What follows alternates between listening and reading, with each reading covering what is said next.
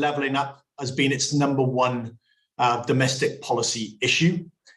Being fair, there's been one or two things since February that have clearly affected the government's ability to make rapid progress on the white paper. That said, I think 100 days is always a good moment to reflect on progress so far, what needs to happen next in order for us to get somewhere near the ambitions that the government laid out in the Levelling Up white paper by 2030. And as always, I've got a great panel to discuss some of these issues. Before we dive into the detail, a few words of housekeeping as always. So the event is being recorded, will be made available on our website after the event. If you want to tweet about the event, the hashtag is levellingup100days. You can post your comments and questions throughout the event, and you do that via the question and answer function at the bottom of the screen. And I'll be looking through them during the event and throwing them into the panel conversation. And we will be done and dusted by 1 o'clock. So let me introduce our panel. Our first panelist is Adam Hawksby. Adam is the Deputy Director of Onward. Our second panelist is Jess Studdert. Jess is the Deputy Chief Executive of New Local. And our third panelist is Paul Swinney, and he's the Director of Policy and Research at the Centre for Cities. Welcome to you all. Adam's going to kick us off with some initial reflections on where we are. He'll be followed by Jess, and Jess will be followed by Paul. So, Adam, over to you. It wasn't such a long time ago that we were here discussing the white paper a week after it was published. Now we've had 100 days. What are your thoughts? Yeah, both feels like not a very long time and an extraordinarily long time all at once.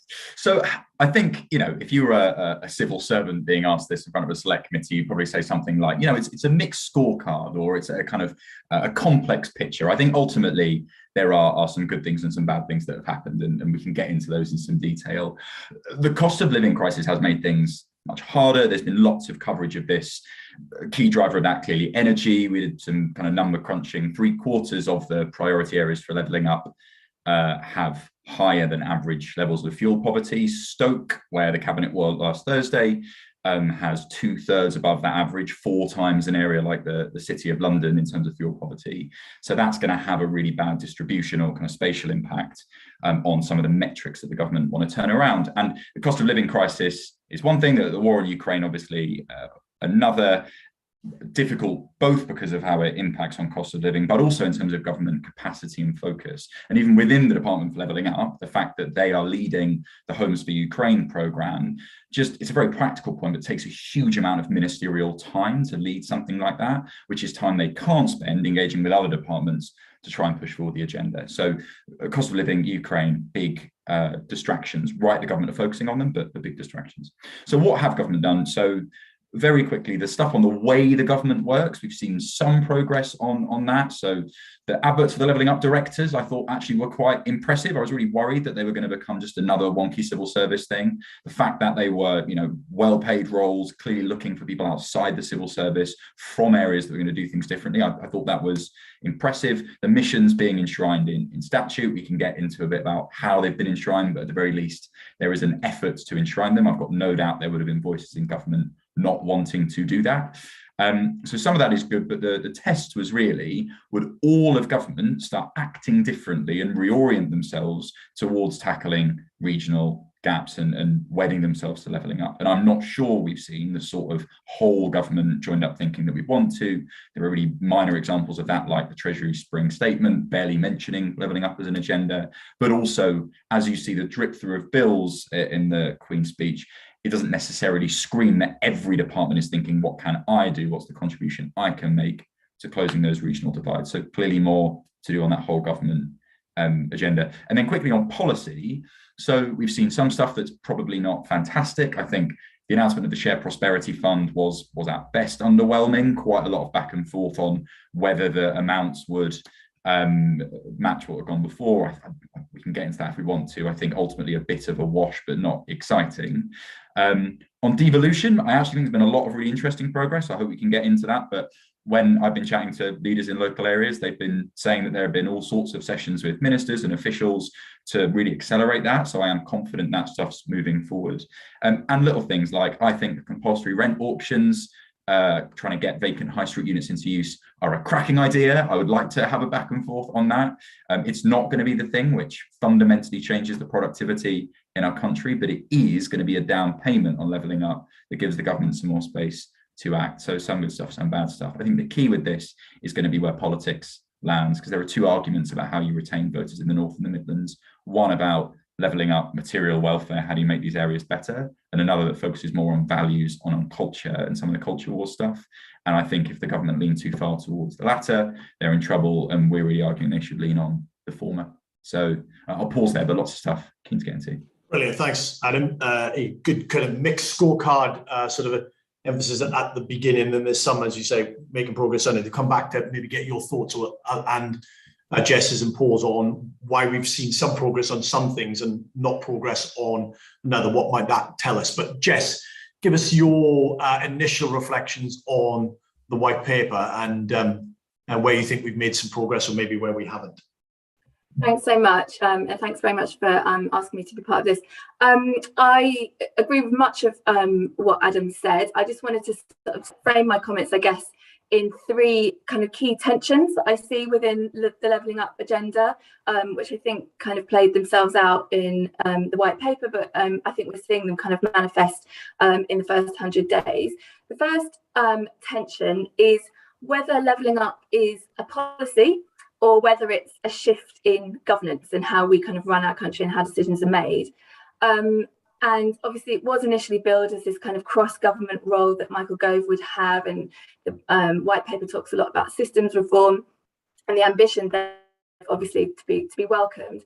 But I think what we're seeing since that's all happened is the fact that it's actually a policy, and it's a bit more prone to the kind of fragility that is inherent in it just being a policy. So when the white paper emerged, it was clear that certain departments were more or less engaged, notably the Treasury, as Adam said, wasn't very, no new spending commitments in the white paper, and Chancellor's statements since quite light on levelling up.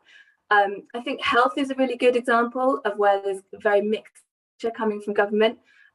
We've got clear kind of mission around one of the missions is very clear, to increase healthy life expectancy and narrow the gap. But actually from government, we're seeing very different messages. We've got one hand, got Health Secretary who's obsessed with elective recovery and driving down waiting lists, which is very obviously kind of political target. Got Jacob Rees-Mogg pushing a productivity efficiency agenda, and over the weekend we had the Prime Minister saying actually we're going to postpone our ban on junk food offers because the cost of living crisis is more of a priority. So actually quite quickly we're seeing the kind of real politics comes in, and actually how firm the government is on levelling up is proving to be quite fragile, and it really is becoming something that's driven from the department rather than a whole government issue. And also we saw with the levelling up bill published last week that actually it turns out the ministers are giving themselves quite a lot of flexibility on recalibrating the missions or reporting on the missions, and so it's all very convenient. So it feels like there's a fragility there. Second, this is something that's kind of driven from the top down, or whether it's grassroots up, and how it can be kind of meaningful to people who are themselves the subject of this great levelling up policy. So a bit of context is New Local. We published some polling last week in collaboration with Britain Thinks, who carried out the polling for us, and we were asking them about perceptions of how they feel they have influence over decisions that are made on their behalf, and their kind of sense of trust in politicians. I mean, a lot of the findings do reinforce what we kind of know. There's a massive lack of trust in government, not just government, but Whitehall and Westminster. That's the backdrop to a lot of this. So 79% of people we polled agree or strongly agree with the statement that Westminster and Whitehall are making decisions about people and places they know little about. Only 8% of people trust that MPs have the community's best interests at heart when they're making decisions. On the other hand, there is a lot of support that's latent out there for communities themselves to have more influence over decisions. 79% of people agree or strongly agree that best decisions are made when people closely affected are involved in the process, and 75% agreed with the statement that allowing communities to have more say in decisions that affect their area would be the best use of public investment. So there's a strong sense that people think better, more impactful decisions are made when they themselves have a role in the process. And I think that's just important context when we do talk about devolution, because I sort of agree with Adam's sentiment that there might feel like there's a lot going on and kind of local leaders are having conversations. But really, I would kind of argue that the Levelling Up white paper was a bit of a missed opportunity when it came to devolution. Really, we've got the same old kind of tired model of deals and kind of certain areas go further, faster, and a strong focus on governance requirements and a strong particular narrow focus on governance, rather than some kind of universal principles that really underpin and turbocharge a very different way for people to feel very much more engaged in the decisions that affect them. And so, I mean, I think we've just got a kind of commitment that everywhere will have some sort of mayor or something, governor, by 2030. And when you think about it, that would be 16 years after the first Devo deal was signed in Greater Manchester in 2014. So some progress, but very weak ambition there. The deals themselves and the kind of devolution framework was quite poorly mapped onto the missions. So some areas, arguably transport, quite a lot of the levers were kind of up for grabs in the devolution framework. Something like skills, just very confused picture over how places can affect skills policy. We're still really only been talking about adult skills budgets, and devolution doesn't do anything for areas to affect anyone under the age of 18 in terms of their education and skills. So really what we saw there was quite limited ambition, and I think the picture is kind of fine, but it would be great to be pushing the envelope further, because I think the areas that got the strongest deals, the deals were still quite weak. We're also seeing government making a lot of noise about decentralisation of offices servants rather than decentralisation of the functions and powers of civil servants. And again, we saw Michael Gove over the weekend sort of saying actually House of Lords should relocate somewhere else in the country, not London, which is all very fine, great kind of easy headlines, but it isn't really this kind of core devolution of how decisions are made that affect people, and to get people to have much more kind of ownership over those. Final point, and the final kind of tension which we saw play out in the local elections is really the kind of electoral tensions around the coalition that the Conservative Party have put together around the agenda of levelling up. I think it's important to note levelling up was first and foremost, arguably remains so, primarily an electoral strategy. And I think tensions inherent in the policy played out where we saw some movement away from the Conservative Party in London and southern areas. Certainly we've seen a bit of that in recent by-elections. And so some of those kind of more political ideological tensions are at the heart of this kind of need to speak to these red wall areas that aren't core for the Conservative Party, and the kind of pushback within the Conservative Party from some of the more kind of traditional seats, but also the kind of more free market instincts. And so there is a risk that as time goes on and as we get closer to an election, levelling up becomes much more of a kind of retail offer, and it's that more transactional, what have you done for this place in this key seat? And I don't see that the results of the local elections mean that that's going to kind of rescind anytime soon. So I've probably gone over my time, but that's a few initial kind of thoughts from me. No, brilliant. Thank you very much, Jess. Covered lots both, where we've got to, where some of those issues are. Again, you're picking up some of the distinctions that Adam made between how stuff gets done as well as what it is that is getting done. We'll definitely come back to that. And both of you picking up the politics kind of issue and question as to how that is then driving the agenda. So I think lots in there that we can unpack. We've already got a few questions coming in, which I'll throw into the mix as we go through. But Paul, let's hear from you. Give us your initial reflections. Great, thanks, Andrew. Well, there's much to agree with the other two panelists, so I'll be very, very brief. 3 points to make. The first point is that it took a long time to publish the white paper. We spoke about levelling up for what seemed like 2 or 3 years, maybe, before actually a white paper magically appeared. There were a number of really good reasons why that didn't happen. And now there are a number of really good reasons why, on my second point, as others have said, absolutely nothing seems to have happened in the 100 days since. I think there's a bit of a problem here. We're talking a lot about levelling up. We're talking that things are going to happen.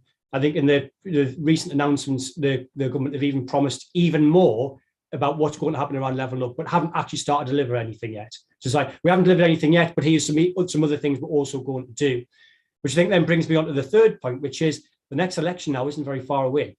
Now, as Jess said, it moves us probably away from something which is quite a fundamental shift in terms of its policy approach to this pull or this temptation to go towards retail offers. Now, I think it probably even takes us to the point where it won't be the government saying, we have done X. It seems like the next election campaign, unless we see some radical change in the approach to levelling up, will be, we will do X. So they'll still be in promising mode, where we are going to level up. We're going to do this for the high street. We're going to do that for health. We're going to do whatever it is for the other things that they want to be talking about as well, and throw into this very, very broad levelling up banner.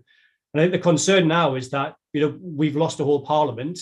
What are we going to do? This is a really, really important policy agenda, I think, for all of the speakers on the call, and no doubt for everyone who is here in attendance as well. And we really, really want to see some action pushing this forward, because we can't keep on making excuses about, excuses which are very valid around COVID, or around cost of living, or around Ukraine war, or around Partygate, or whatever else it is that gets thrown in the way. This is a big issue that's lasted for at least 100 years. Policy being tried to tackle it for at least 90 years. Let's do something, please. Brilliant. Okay, thank you very much for that. Again, kind of interesting points around the promising element rather than the delivery element. Adam, let me come back to you initially, because you were saying, good, reasonable progress on, for example, levelling up directors, missions in law, notwithstanding, some of the modifications available in the bill. SPF, we've got it. It's not overwhelming, but we've got it. Devo, good progress. Just what's your sense as to where we've seen most progress, like Devo as an example, but not exclusive? Why do you think that is? What is it about those sorts of things that have allowed us to progress the most over the last 100 days? And then there's other areas where there doesn't seem to be much movement at all. But how should we think about that? They're led by DLUC is the short answer, right? So right. where Michael Gove is the sort of custodian of this agenda currently within Cabinet sits, what he's able to do, and to be clear, I don't necessarily see DLUC as a cynical point. You would expect the department that is pushing every other department to act differently to lead by example and to get some of its stuff done early. And so where it's got the opportunity to do that, both on housing and on devolution, things like high streets, it's trying to move really fast, use that levelling up language, and will hopefully in a year or two point to the fact that those are things that are being raised on the doorstep. So what Michael Gove can do in Cabinet and in Cabinet committees is say, look, here's what my department have been doing. Here's some polling that shows that it's working. You also, kind of other departments, other areas need to be doing the same. So I think that's why you're seeing energy on those sorts of agendas. What you then hope is that people follow that example. But the Devo stuff, even if you do get announcements of deals, you are very unlikely to have leaders elected in local areas until after 2024. And you're probably not going to get a big electoral kickback from, we have signed a new devolution deal. I mean, I agree with Jess, the governance stuff is not sexy at all. You might have a newly elected mayor that can wave some money around and there would be an advantage, but that's going to be 2025, 26 at the earliest. So there's a risk with some of that Devo stuff. It doesn't deliver an electoral premium. I think some of the high street stuff might, because you don't, importantly, with a compulsory rent auction bit of legislation, you don't need to do the compulsory rent auction to see a market response. You can say, 50% of vacant properties in the UK are institutional investors, real estate funds, pension funds. Michael Gove, as he did with cladding, makes a huge amount of noise and says this is coming down the track. So all of those properties you've got, start acting on them now before we introduce a CRA. That could see progress quite quickly without the legislation. Yeah, that's a great point. The signaling from government, I think, in this field is really quite important. Jess, give us your view on, again, you were sort of saying different areas, some skills, the movement, but not very much, but a bit on transport, but, again, varied. This kind of top down versus bottom up, some of the tensions. Where you've seen most progress, or indeed least progress, what are the factors driving that? How would you understand progress or not? So I think there's kind of rhetorical progress, which is great. And so there's clearly kind of, there's a mission. We're still talking about levelling up. we'll probably be talking about levelling up until the next election. I hope we'll be talking about it after the election. I think that kind of makes, it as Adam said, it's kind of catalysing conversations. I think the risk and the danger is on devolution is that it continues to be something that's a conversation between existing leaderships and government, and people themselves don't feel part of it. Traditionally, people have tended not to vote for mayors when they've been given the chance to. Sometimes they do, but traditionally, the kind of governance thing, it's certainly not sexy, but it doesn't really tell people how they're going to feel a kind of tangible difference in their lives. And I think one of the challenges with how devolution was seen as part of the Levelling Up white paper was it was kind of the 12th of 12 missions. It sort of sits underneath these other kind of policy things. It's not really seen as this kind of fundamental shift that will enable decisions to be made better for people across the range of the other missions, health, education, for example. And so from the perspective of Whitehall, there's no sort of single view of place. Some departments respect local government boundaries. Some, for example, Department of Health don't. And what we're seeing in health is enormous reorganisation around integrated care systems, which will have statutory footing on the 1st of July. Completely not coterminous in many areas with local government. So how you're going to kind of align policy from the perspective of places around this becomes quite problematic and easier for some areas over others. And I don't feel there's anyone in government that's kind of considering this, that actually an effective approach to a shift in governance that would enable areas to kind of fulfill their potential, and it would enable areas to align investment and policies and spend and public recognition of those decisions really does need some kind of focus. And so I think, from the perspective of a place yourself, you may or may not have several tiers of government, you may or may not have several different functions you can call on. It's how you align for impact that investment and decision making over policy that I think is really important. And it's sort of just a bit of an add-on. There's always a kind of box that ticks about devolution, it's kind of fine. But when it's just about mayors and it's just about reform as a kind of carrot, I just don't think we're going to move very far, very fast. So, yeah, I'll come to you in a second, Paul. But so just on this, Jess, it'd be interested in your thought. Given what you've said, which is, the population is relatively ambivalent about devolution, etc. Different cases, certainly in places where they haven't had it. Why do how do we explain the fact that the government has pushed hard on devolution since February? How do you square that off?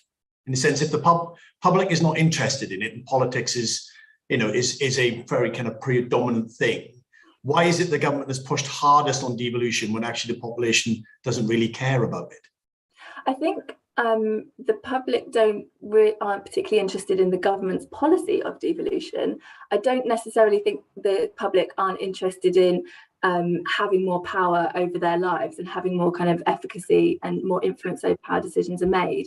So I think that the challenge is, people voted to take back control in 2016. There's enormous lack of trust in a sense of an elite making decisions on our behalf in London. Much more kind of north versus south, London versus the rest, kind of popular politics going on. There's a strong sense out there that decisions aren't being made for people in their best interest, and obviously the kind of new local polling that I mentioned before really brings that out. So I think there's a fundamental kind of crisis in how people feel decisions are made on their behalf or not. I just don't think the government's devolution policy has really progressed to kind of fundamentally enable that. And I think that's one of the challenges is if it's just this kind of transactional deal and this kind of grid on page 178 or whatever it is of the Levelling Up white paper with a few little nuggets and a little tick box if you get up to level 3, if you're kind of good enough and play the game enough, it's not going to transform people's lives in the way I think there's a real demand for. And we do, as Adam says, the government's clearly had a lot of challenges over the last 3 months. Ukraine, the cost of living crisis is really coming through. Governments will always have big crises. There will always be pressures on the bandwidth of government. So how you kind of devolve what decisions you can to local areas where they do have the bandwidth because it's their local area, I think is really important. And I just think that's something that's been kind of missed from the opportunity around the white paper. Okay, Paul, give us your thoughts on it. In a sense, how do we understand where we've seen progress and where we haven't? What's some of the factors that that are underpinning that? I think I'm sure there will be, or hopefully there were civil servants on this call who are screaming at the screen saying there's loads going on. We just haven't been able to tell you yet because there's all this internal wiring going on, which I very much look forward to seeing that then reveal itself when that is the case. I mean, in terms of why it seems that things haven't been going on certainly from an external perspective at the very least, is that clearly there's been the call of time of civil servants and politicians into other areas, like dealing with Ukraine, for example.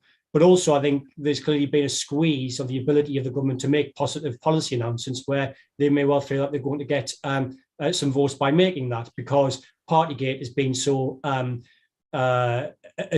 prominent, because cost of living crisis clearly is taking up a lot of column inches and broadcasting space, quite rightly as well. So the ability then to sort of get something in about levelling up becomes more difficult. Having said that, actually, I did think it was interesting the amount of coverage that the government did get for the Queen's speech last week, when really there wasn't a great deal of extra detail that was put forward. In terms of, I think, things that we would want to see having been brought forward, and I think the fair question is, Paul, if you're going to sit here and slag us off to say that nothing's happened, well, what would you want to see happen, given that we are talking about something that is going to take a long time? Is that in the white paper, there were a couple of things that I think that could have been progressed pretty quickly. There are a couple of eye-catching things like the so-called Boris boroughs, these 20 areas that are going to have King's Cross style regeneration. We've had 3 places announced for that, but it's not exactly clear what's going to happen in those places, and we don't know what the other 17 places are. And that's something that could have been developed seemingly fairly quickly, or at least consultation out and trying to build consensus around it. The innovation accelerators, again, were interesting ideas. It was really pleasing to see that the government had made a choice around where they would go, and they were in Manchester, Birmingham, and Glasgow. The big cities, the biggest cities behind London, that are punching below their weight. Clearly a choice being made to put them there, which we very much applauded at the time and continue to do so. But what are they? What are they going to do? What's the nature of them? And they've just got a feeling at the moment of it's something that someone dreamed up, perhaps quite close to the end of the white paper being written, and hasn't got the detail behind it. Nobody has bothered seemingly to backfill the detail, and there's a chance there to do that. And you can do that irrespective of the other sort of big policy headwinds that are going on. I think that's where we want to see progress. Adam, come in on that and just add to those sort of thoughts. And there are, maybe before I bring to you, I love my audience with a passion when we do Centre for Cities events. And we've had some great questions. I'm going to throw a couple in. We've had quite a few questions where basically you're saying what's not in the white paper and what you'd like to see in it. I applaud those kind of observations. Given that it was 332 pages and had millions of policies in it, for today, we're going to try and figure out how we progress what's in the white paper, even if we move it from A to B, without worrying about what's not in the white paper and should have been in it had we had a chance to rewrite it. So I'm just trying to manage my audience as best you can. You can put your submissions and your questions in, but if it's this should have been in the white paper, I'm not going to get to that. But I am interested in this was in the white paper, and we can make progress on this because, or we haven't made progress on this because. So that's just me being a bit of a pain to my wonderful audience, but there we go. Adam. So in defence of Devo, so I think that the government's devolution policy, whilst not ambitious enough, is broadly correct and in the right direction. People don't like more politicians. So yes, people have voted against the creation of assemblies and mayors. It's also really difficult to get enough people to sign up for a referendum or a ballot on a parish council. So at all levels, it's really tricky to get people to advocate for more political representatives. When they have them, they usually love them, right? So your research, Andrew and Paul, showed that 60% of people can name Andy Burnham and Sadiq Khan, about 40% of people can name Ben Houchen. Research for the Institute of Government shows about 10 or so % of people can name their council leaders. The metro mayoral agenda is a big part of devolution, which is about having a counterbalance to Whitehall, right? Andy Burnham, Andy Street can go toe-to-toe with a cabinet minister and get resources for their areas, and you need that big, heavy counterweight. They are not good at doing hyper-local representation. About 3 million people that they represent are very bad at that. That's why you, in addition, need a kind of agenda around parish councils, neighbourhoods and communities. And I completely agree with Jess. We need more on that. There were some good words in the white paper. We need some action, but there is some good stuff, right? So the Queen's speech in replacing Section 106 and SIL, the new infrastructure levy, 25% of that is going to go through to parish councils. That's an enormous transfer of capital funds through to the hyper-local level of governance. I think government have got relatively little credit for. And now, of course, these things on their own are not going to fundamentally change the world, but that's a really important revenue stream to a tier of councils that previously have not had them. I think on DEVO, we need to keep in mind those different agendas. But the really important thing, to Paul's point on innovation accelerators, is that the reason the gears of government are moving so slowly is because we're trying to do all of this from the centre, right? The Department for Transport is micromanaging the City Region Sustainable Transport Settlement programme by programme. The Department for Education is holding on to things like the National Skills Fund instead of just giving that to mayors. And even when you look at DLUC around the Shared Prosperity Fund, instead of saying, here's the money, there's got to be an investment plan that they've got to sign off. We saw the Community Renewal Fund was delayed by 3 months. Government's intention is absolutely right, but they don't have the capacity to back up their ambition. That's also true of arm's length bodies, by the way, UKRI and the innovation accelerators. UKRI have got an enormous amount that they need to deliver. Chop the 100 million into 3, give that to a Metro Mayor, put a really significant assurance framework around it to make sure it's spent in the correct way, but devolve that funding because it will deliver more quickly. It'll get out the door faster. I think that's the key. And that, I mean, I would completely agree with that, that diagnosis, Adam. That would suggest that the progress is always going to be relatively slow because of the capacity constraints at the central level, particularly given, essentially the level in that white paper had so much in it that, making progress across a range of different things all at the same time is going to be massively difficult, which means that it's not like we're suddenly going to get a speeding up of this, not least because we're going to get 91,000 or whatever it is less civil servants in the relatively near future if other comments from the government are to be believed. Jess, just come in on this, this question about the capacity constraints, particularly at the central. How do we think about that? How might we break through that? Can we break through it?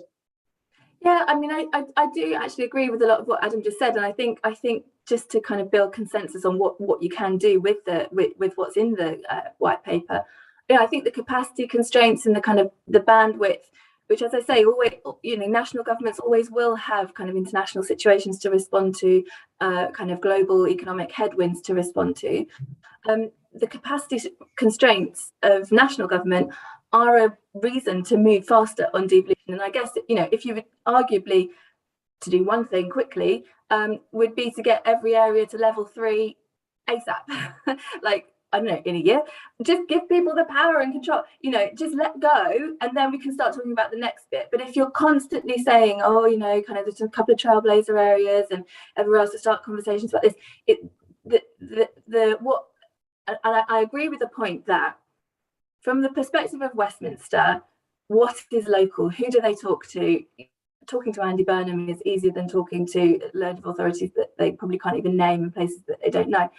There's a reason why having kind of some strategic, functionally economic area electoral oversight is a good thing in terms of that interface.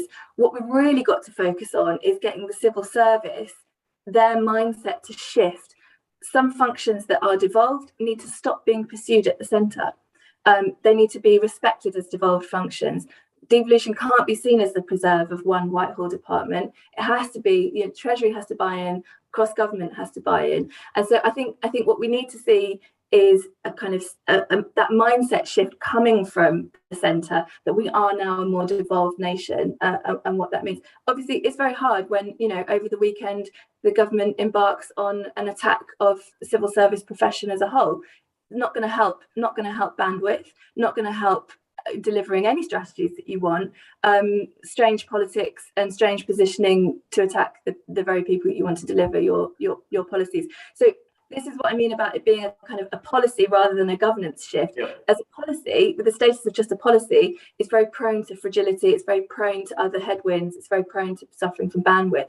If it was a governance shift, we would really be recalibrating how we thought about how decisions were made and how investment is made across the country. And that's the kind of shift I'd like to see. So what was in the devolution framework, I think, is just a kind of starter.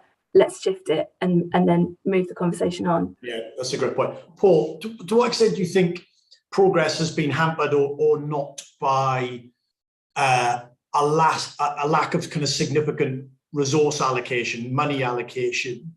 You know, we weren't expecting loads because we'd just gone through a spending review, you know, that set the envelope for 3 years, and then the white paper comes out. So the sequence in there is out of kilter for certain. But I wonder whether, you know, the fact that there wasn't a clear signal from the government, Treasury backed, that levelling up is going to cost a lot and we're going to do some of this. Do you think that stymies some of the progress because it then makes others less willing to engage? Well, it certainly, I think, comes back to Adam's point about the hope of wanting to have a change in the way that government operates, and that hasn't happened, would be the other thing that would then happen. So it seems as if you'd either have not mutually exclusive, but one route which would be, here's a load of extra money, go and decide how to spend it. Or there's a second route, which is there's no money, but we want to just sort of spare to work differently in terms of the money that you've currently got. And I just don't think that the spur to do the latter, which is where we've fallen into, is particularly sharp. You know, okay, well, we've got to go away and think about what we're going to do, you know, differently, and we need to sort of reorganize our department. There's no real sort of big stick there to incentivize different departments to go and do that. Whereas I think if there had been a whole load of money, no doubt there would have been a huge amount of activity that would have been generated around that, because all of a sudden there's something to win, there's something to go and grab, there's something to go and get out and get, and that'll either be, you know, central government departments working around that, or authorities working around that, or maybe even consultants on the fringes seeing that there's a payday potentially as well, and there's some money to take too. So I think that money approach probably would have spurred activity. Now, that isn't to say that's the route we should have gone down. But it seems as if the nature of the way that government operates, both national and to some extent local, means that actually without that spur of money, we don't ever see any great progress. And maybe that's what we need to think about, which is, how does government operate currently? What are we going to have to do to incentivize departments to work in different ways, as opposed to the position that we find ourselves in, where we don't offer big chunks of money and so nothing happens as a result. Yeah. Adam, come in on this, you know, in the sense that, you know, money is important. We know we can't do levelling up. We can change government, we can change the decisions, the way we make the decisions, but there, you know, the degree of investment would need to be higher than it currently is. I would suggest, but you know, that suggests a question around where Treasury is currently. But a couple of questions. Martin Wheatley first off said, you know, what does that mean? How should we interpret the Treasury sort of indifference to the agenda thus far? But does that make a difference? Can that partly explain progress or not? You know, the lack of identifiable cash. You know, you talked about Shared Prosperity Fund. It would have seemed to me to be, from a retail point of view, this was relatively high profile. Win for government would have been to make that larger than it currently is. I mean, it may get there eventually, but it's a complicated message to get across. I mean, how should we interpret that? I think it is a complicated message. I was struck that the Panorama program there was on levelling up kind of said, yes, there are 3 levelling up pots. And I thought, well, interesting. I think there are 100. So what are they? And it kind of called out, you know, Towns Fund, Levelling Up Fund, and Shared Prosperity Fund as being the 3. And Towns Fund and Levelling Up Fund, I think, have come under a reasonable degree of criticism, both from kind of the commentary app, but also the NAO, that have said this is not necessarily the most evidence-based way to go about doing regeneration policy, being kind of short-term competitive bids. And then in terms of the Shared Prosperity Fund, I mean, so I guess I don't agree that it was necessarily high profile. I feel like if you ask someone what is the Shared Prosperity Fund on the street, they're not going to know. And there wasn't really a big political win. And my worry is that, given the enormous amount of things the government had to do, the fact that SPF designers rumbled on for so long, the fact that they were coming up to a hard deadline in terms of the dialing down of EU funds, that they needed to announce it, needed to get out of the door.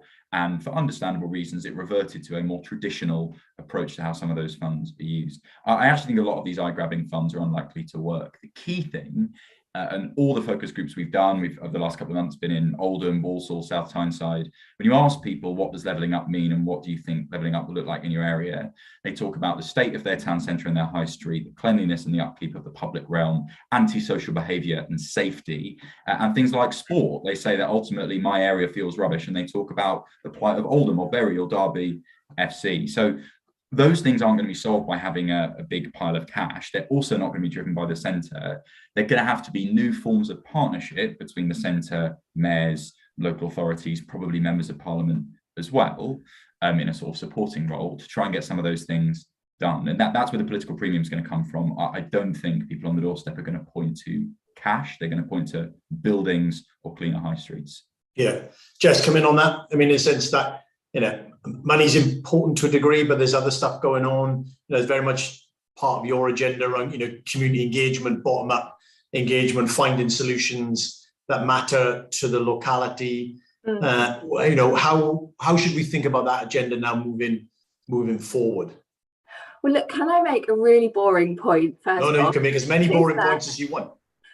Austerity has been a policy since 2010. Apparently it's over, but the shadow looms large.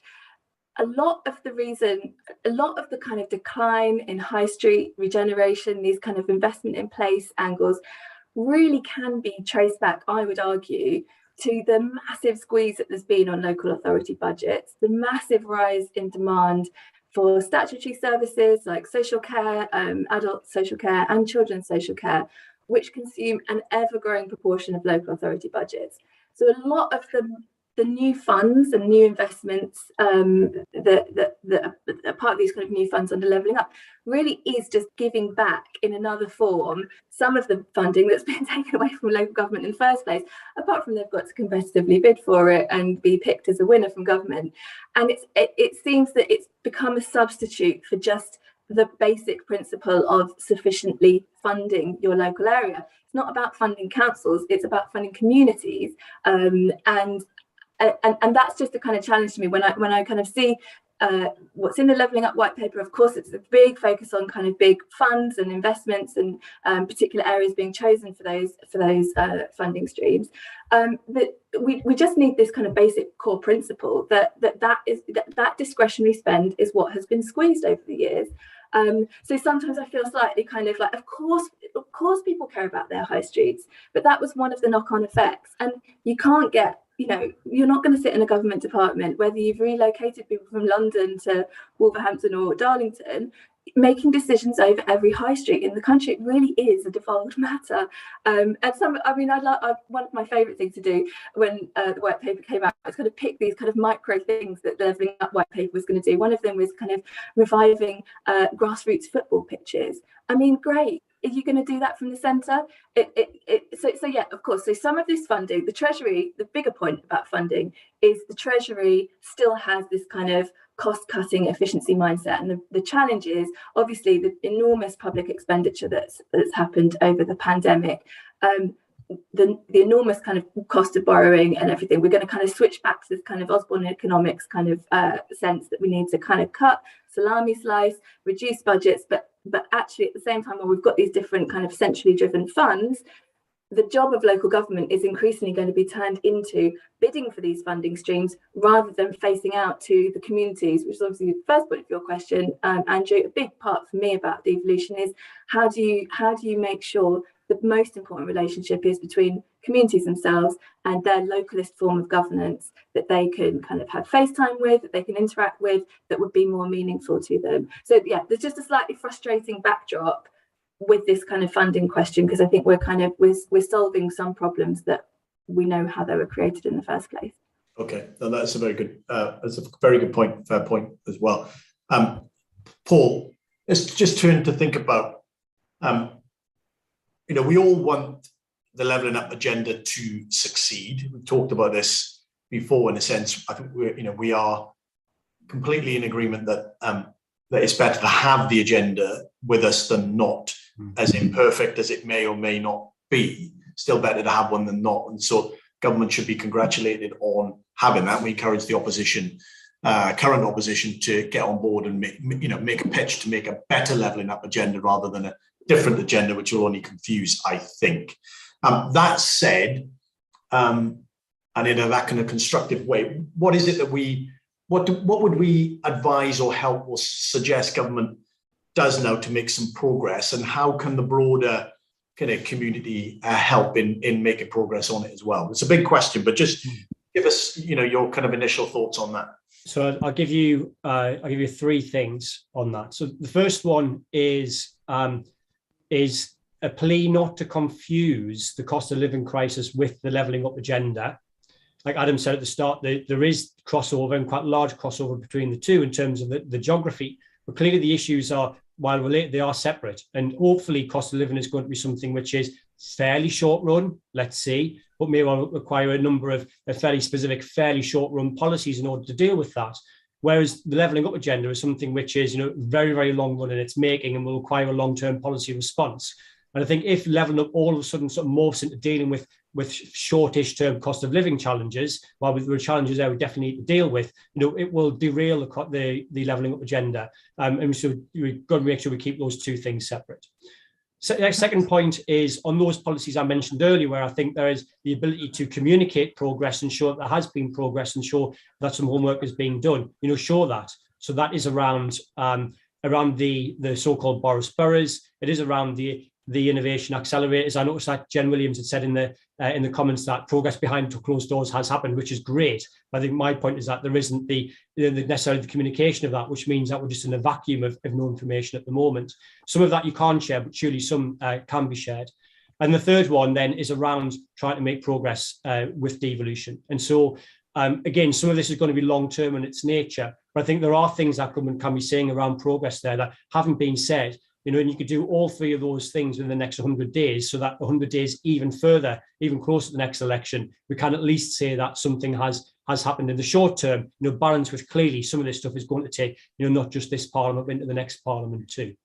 Brilliant. Okay, very good. Adam, chip in and your thoughts on, as I say, what we would encourage government to do, and then I suppose what can we as a broader community do to support the government and the levelling up agenda more generally?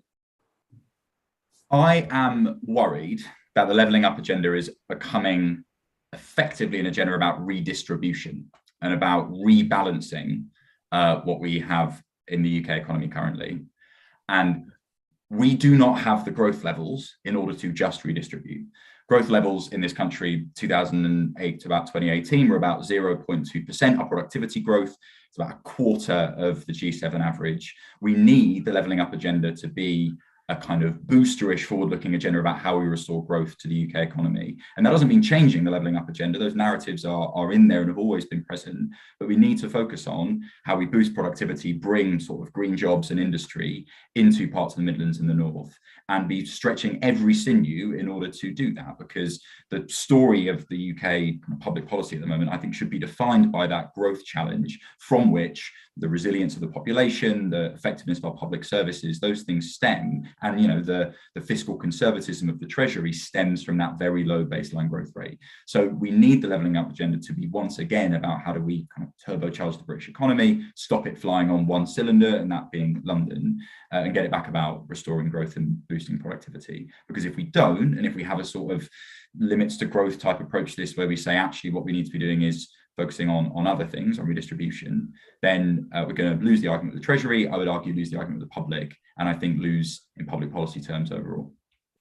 And are you worried in that sense, which I agree with you completely on that, are you worried because that's typically the way that, well, firstly, the levelling up agenda is increasingly framed, but also that's not often where politicians end up, in a sense that it becomes I want a bit for my place. And when they mean that, they mean, whatever the pot is, they want their slightly more than their fair share of that pot. It often gets constrained or constructed in that way. Are you worried in the sense it leads us into that area?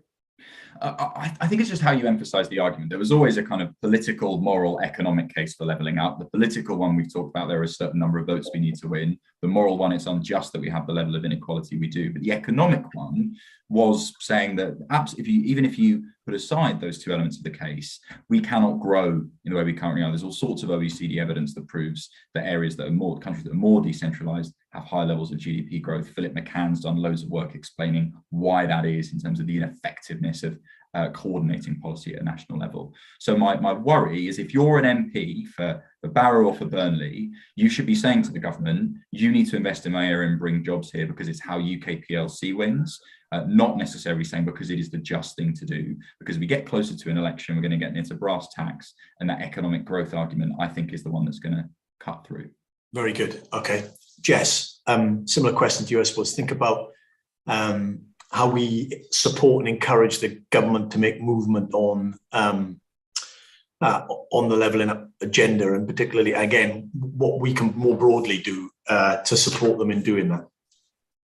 Yeah, so I mean, this is a really interesting discussion. I think what levelling up has given us a kind of a framework, a kind of rhetorical framework.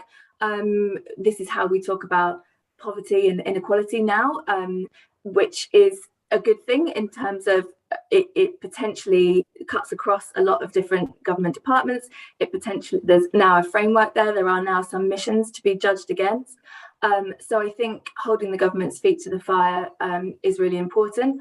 One thing we haven't talked about is potentially the Labour Party. I would say levelling up has slightly blindsided them in a way. It's their territory, it's their areas, according to the Labour Party. They need a policy on levelling up. We need that kind of competitive edge between the two national parties, the two main national parties, to provide a meaningful agenda. I think that, you know, it's quite clear that whatever the next election will be fought on, levelling up will be part of it. Maybe a core part of it, but the Labour Party needs to respond with a proper agenda on levelling up, and I really will that kind of competition, because they wouldn't talk about levelling up, they would talk about poverty and inequality much more comfortably. But we are talking about people who for decades, you know, areas which for decades across political parties, across governments, have been left behind by decision making. So, you know, I don't want to mention what it wasn't in the levelling up white paper, but as Adam says, countries that tend to have more decentralised government frameworks and decision making over spending tend to be more equal. This is a massive thing. We need to talk about fiscal devolution. We need to talk about how we give areas the tools themselves to make wise investment decisions.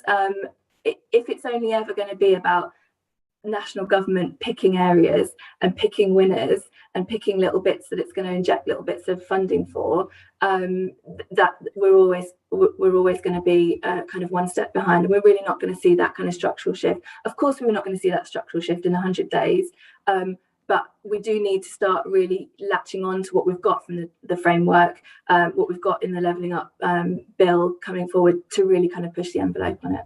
Great. Okay. Thank you for that. That's fantastic. And we've got a couple of, just less than 5 minutes left. But Adam, come back to you, and then again, just go around to Paul and Jess on, given what you said around how they should think about and how they should frame it, are there certain bits of the agenda that you would want, you would encourage them to, to prioritize? Because in a sense, the levelling up white paper is just massively broad, covers practically nearly everything you can think about, at least from a domestic point of view. If the sort of boosterist element was something that you were, and the growth element was something that you were really, emphasizing, does that mean that you would want them to really prioritize certain policy areas in that sort of space? How would we kind of guide them and prioritize them in that sense? So I think one thing that's both about politics and about policy is making the future and future industries more real to communities. So we were up in South Shields recently. When we talked to them about the economy and about jobs, immediately they go to, well, the shipyards and the pits are all closed, and since then there haven't been jobs. And when we ask what sort of opportunities are available, they'll maybe say, someone works at a distribution centre. Dogger Bank, the massive renewables project that's just off the coast of South Shields, the biggest renewables project In Europe, it's absolutely enormous. When you chat to the council or industry, that's what they point to. There's a huge gap, and we've heard it when we talk to MPs, between the idea of a green industry, green economy, green jobs, and the reality that people feel in their communities.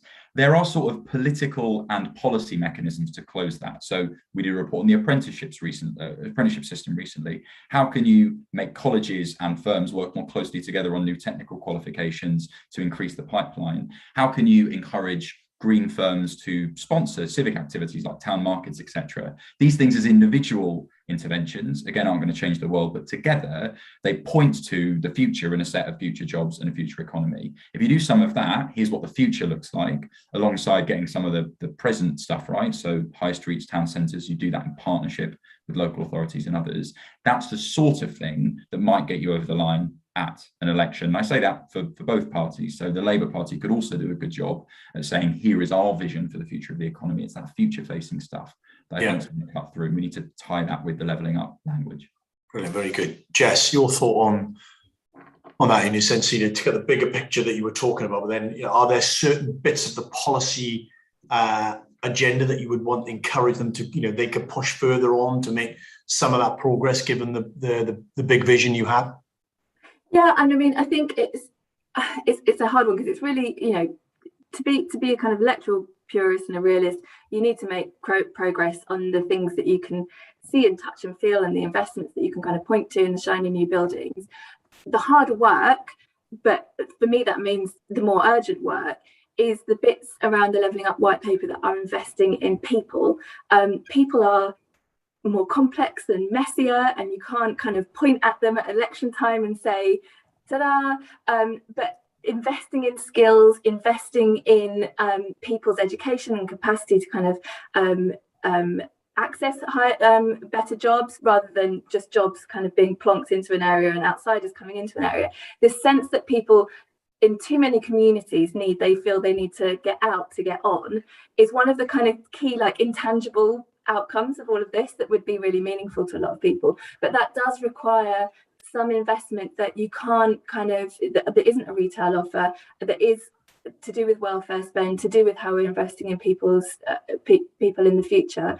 And so it really is that kind of education skills thing for me, and health being a massive part of it, because if you don't have good health, you don't have earning capacity, along with a lot of other things. But there are some real preconditions there that are really important. I can just see some chat in the chat. People are asking. Oh, Adam's responded. Yeah, he's done it. I can see it. Yeah. I was going to do a quick Google at the end. Yeah, it's the OECD kind of comparator looking at different countries, and it's correlation. I would argue it's causation, but it's really interesting to look at when you see we're one of the most centralised countries in the world, and we're also one of the most unequal countries in the world. Brilliant. Okay, thank you very much indeed, Paul. Final thoughts from you, in a particular, you touched on them a bit earlier, but chance to say again, in sense that some of the policy areas we would want the government to prioritise, given what we want to achieve through the Levelling Up agenda. Yeah. So I'll make that plea again about keeping cost of living and levelling up separate. Don't sort of confuse the two too much. It's then pushing on those things I think can be pushed on pretty rapidly around the King's Cross style developments, or the innovation accelerators, and then it's shown that progress on devolution. And I think, remembering way back to the Conservative Party manifesto, originally there wasn't going to be a Levelling Up white paper, it was going to be a Future of English Devolution white paper. And I think if the white paper that eventually came about, if it only had the devolution framework in there, I think we as Centre for Cities would have been pretty happy with that.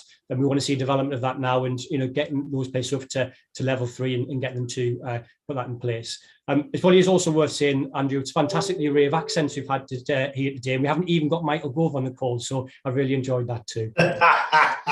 No comment on that. Right, it's 12:59, soon to be